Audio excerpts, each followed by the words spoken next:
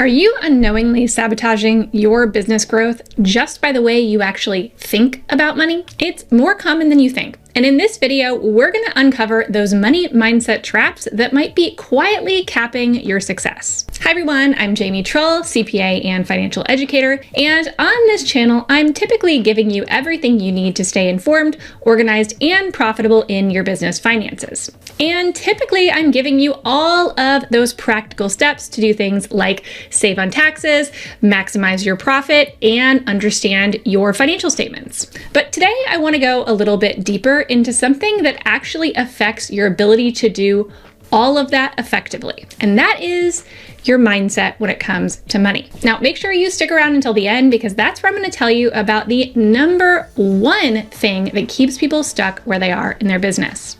Plus, I'm going to get you on the path to finding hidden profit in your business based on the way that you think about money. So let's start with some common mindsets around money that hold people back. The first one that I actually see a lot is believing that money is inherently bad or that profit is selfish. Now, I'll tell you that this one hits really close to home. This is something that I've struggled with in my own business in the past. And if you're a person that's very aware of the struggles of people in this world and in this country, then this might hit you as well. In some ways, it may feel completely unfair to have a really profitable, thriving business that pays you lots of money, especially when you look around and you see so many people working so hard for a lot less. That can keep business owners from doing things like charging what they should be charging because they feel like it's too greedy, or they see profit as actually taking from others. Now, I don't want to overly generalize, but I do happen to see this specific money mindset more often showing up in women entrepreneurs. And I think it's one of the things that can lead to statistics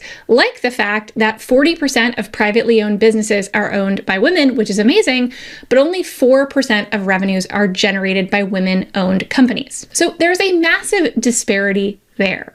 Now, to be clear, there's a lot of systemic reasons that that is the case, but also there is a piece of mindset to it as well. And a quick mindset reframe can really make all the difference in the world. And what I finally realized is that profit is not the opposite of purpose. Profit is what fuels purpose. Profit is what allows us to hire people and pay them well. It allows us to run a thriving business that helps our customers and clients and can sustain over the long term. And it can generate income for us that we can then use to make our communities and our world better. And I would actually argue that if this is you and you fall into this mindset where you worry about the power of money to corrupt, you are actually the exact type of person that needs to have a share of that money because you are going to do positive things with it. So I want you to do a quick reframe there and start thinking about profit not as something negative or selfish, but as what can actually help you increase your impact in your business.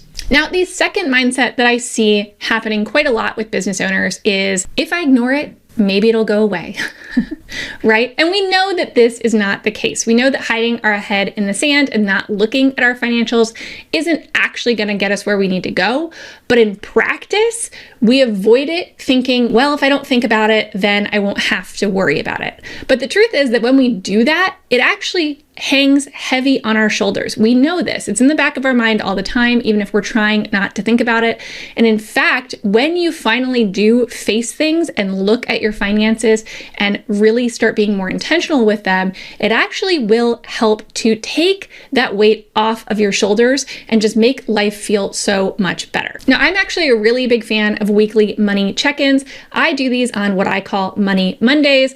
If you're curious what that routine looks like and what I'm actually looking at on my Money Mondays, definitely check out this video where I walk you through my life on a step-by-step basis and what I actually do on those days. And I'm actually a big fan of having a financial dashboard where you can track important metrics in your business, or using accounting software like Xero or FreshBooks or even QuickBooks Online in order to keep yourself organized. Now, if you're trying to decide on what accounting platform is best for you and you're comparing options, definitely go to jamietrull.com/accounting where you can see more about the different accounting platforms that I recommend and the special deals I've negotiated on them for you. All right, now on to mindset number 3, and that is using revenue as a benchmark for success. Yes, revenue is exciting, and that doesn't mean we shouldn't have goals based on revenue, but those shouldn't be our only financial goals. If we're really just looking at revenue to tell us if we're successful or not, we may end up just running in place. And this type of mentality tends to lead to burnout because we're constantly just thinking, well, if I just make more sales, if I just make more revenue, I'll be okay. But I want you to remember, more sales means nothing if there's not much left over at the end of the day. We have got to make sure that we're focusing in on profitability.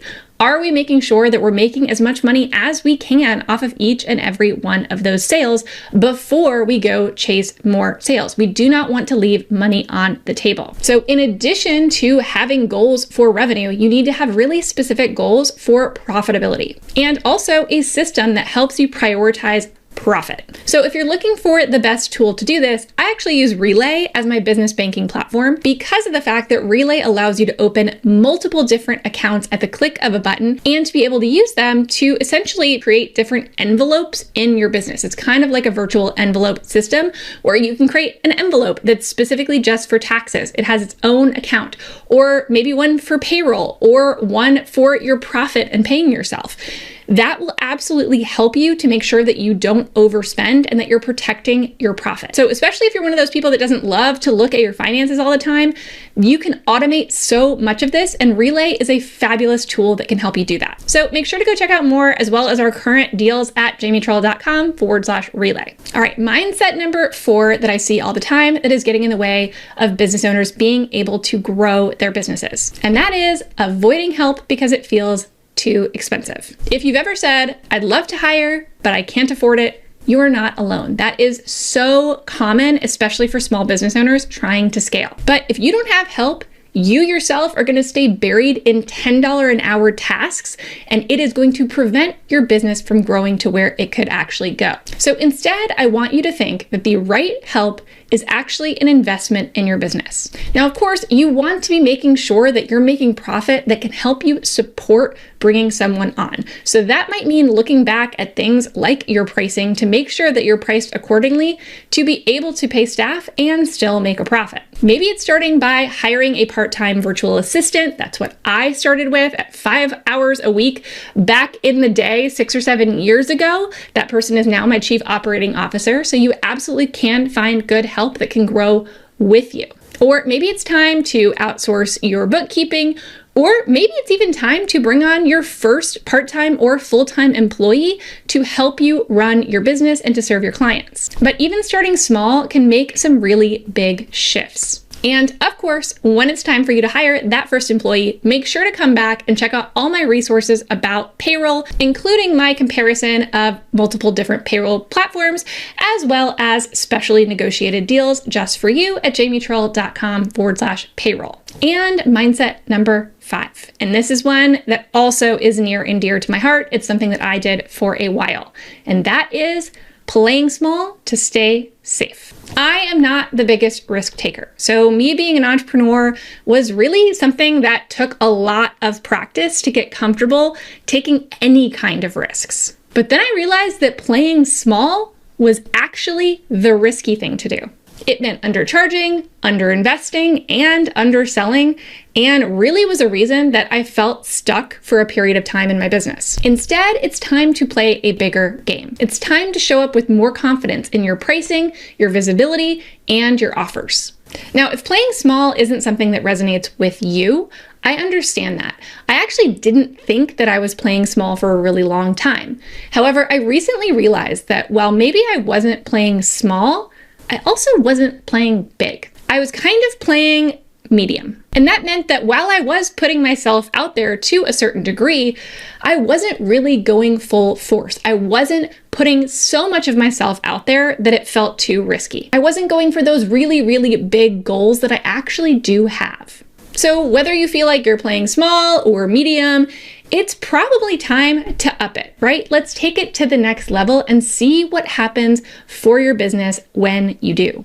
Now, I want to go a step further here because I love talking about money mindset, but I really like to make this personal for you. So I actually created a quiz that will tell you your primary money personality type. There are 8 different money personality types. It's based on the Sacred Money Archetypes by Kendall Summerhawk that I am a certified coach in.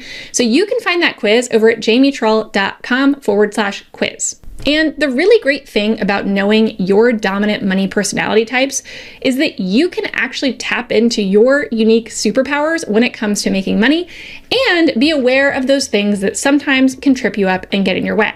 And the more aware we are of those things, the more we can actively try to change them. Now make sure to go over to take the quiz yourself. It takes about 8 minutes, but I do want to tell you what those 8 personality types are. The first is the accumulator, aka the banker. I'm sure to no one's surprise, this is my number 1 archetype. The second one is the alchemist, aka the idealist. Then the celebrity, aka the big shot. You probably know someone just like this. Then there's the connector, aka the relationship builder. Next we have the maverick, or the rebel with a cause. The nurturer, which is the giver. I'm going to tell you, if you tend to undercharge, this might be you. Then there's the romantic. This is often my YOLO mentalities out there. And lastly, the ruler, or the empire builder, which a lot of entrepreneurs actually fall into. So if you want to find out what your dominant money personality type is, go to jamietrull.com/quiz. And now I'll lead you to what I think one of the most dangerous money mindsets is. And that is, I'll feel confident about money when I have more of it. If you're constantly kicking the can down the line to say, I'll do this when I have more of it, I'll give when I have more of it, I'll hire when I have more of it. It's really common in business to continually move the goalposts and really miss the abundance that is around us all the time. Focusing on your money mindset can help you get to where you want to go faster and enjoy it more when you do. Thanks for joining me. I'm rooting for you, and I'll see you next time.